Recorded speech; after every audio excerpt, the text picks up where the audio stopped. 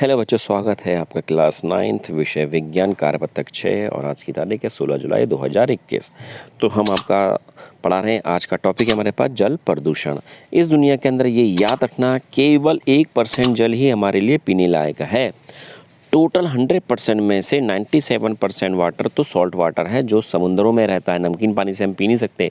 और 2% पानी जो जमा हुआ है, जो ग्लेशियर की फॉर्म में, जो आपने बर्फ़ के पहाड़ देखे होंगे, है ना, टीवी में देखे होंगे आपने बर्फ़ के पहाड़, वो 2% है, वो जमा हुआ है, उसे हम पी नहीं सकते। बाकी बचा है 1% पानी, जो है हमारा धरती के नीचे का पानी, नदियों का पानी, तालाब का पानी, झील का पानी, है ना। यही वो पानी है जिसको हम लोग पी सकते हैं, है ना। क्लियर हो गया। तो अब हम आगे चल रहे हैं अपने जल प्रदूषण की तरफ कि जल प्रदूषण क्या है। जल प्रदूषण एक तो मानव गतिविधियों के कारण ही होता है, जो नदियों में, झीलों में, महासागरों, तालाबों जैसे जितने भी जल निकाय हैं उनको क्या करता है, संदूषण कर देते हैं। अब संदूषण कर देते हैं, अब कैसे?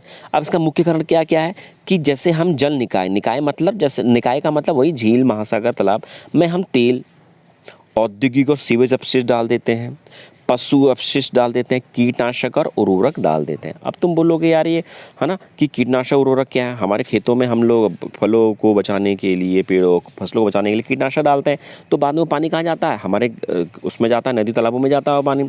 उर्वरक मतलब हम लोग यूरिया का यूज़ कर रहे हैं, ज़्यादा से ज़्यादा केमिकल का यूज़ कर रहे हैं, वो भी पानी हमारे तालाबों में जाता है, नदियों में जाता है। इस प्रकार से हमारा जल प्रदूषण होना शुरू हो जाता है।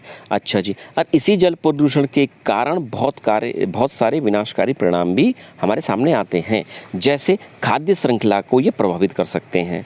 खाद्य श्रृंखला का मतलब होता है कि एक के बाद एक, जैसे हमारे पास फसल है, उस फसल को चूहा खाता है, चूहे को फिर सांप खाता है, सांप को फिर चील खा लेती है ना, तो ये खाद्य श्रृंखला है। दूसरा, समुद्री जीवन को प्रभावित कर सकता है। भैया हम पूरा का पूरा जो हमारा पॉल्यूशन होता है, जो वाटर पॉल्यूशन होता है, वो नदियों से होते है, वो समुद्र में जाता है। फिर ज़्यादा फिर लास्ट में क्या पॉल्यूट हुआ? समुद्र पॉल्यूट हुआ। और जब वो पॉल्यूट हुआ बेचारा, तो फिर क्या होगा भैया? उसमें रहने वाले जितने भी मछलियाँ हैं, जितने भी समुद्र में रहने वाले जीव, वो सारे के सारे प्रभावित हो जाएंगे। और प्रदूषित जल पीने से मनुष्य को भी रोगों के संपर्क में आ सकता है। तो इसलिए जल प्रदूषण से अगर हमें बचना है तो हम लोगों को क्या काम करना है कि जो भी गंदगी आ रही है उसको नदी में, तालाब में डालने से पहले उसका क्या करना पड़ेगा? साफ सफाई करनी पड़ेगी, उपचार करना पड़ेगा। उसमें जितने भी केमिकल्स हैं, गंदे जो उसके अंदर पार्टिकल्स हैं, कण हैं, उनको बाहर निकालना पड़ेगा, तब जाके उस पानी को बाहर छोड़ना पड़ेगा। या हम ऐसे कर सकते हैं कि जल का हम पुनः उपयोग कर सकते हैं, जल का हम कम उपयोग करें और उसको पुनर्चक्रण में लेके आएँ, जिसके कारण जल प्रदूषण हमारा क्या हो जाएगा? कम हो जाएगा। इसके साथ एक बहुत इंपॉर्टेंट चीज़ जो वाटर हाइसिंथ होता है। वाटर हाइसिंथ एक प्रकार का पौधा है जो जहरीले रसायनों को अवशोषित कर सकता है, इसलिए जल प्रदूषण को भी हम लोग कम कर सकते हैं। अभी हमारे पास कुछ क्वेश्चन है, इन क्वेश्चन को आप करो, मैं बताऊंगा फिर आपको। ओके बच्चों, बाय।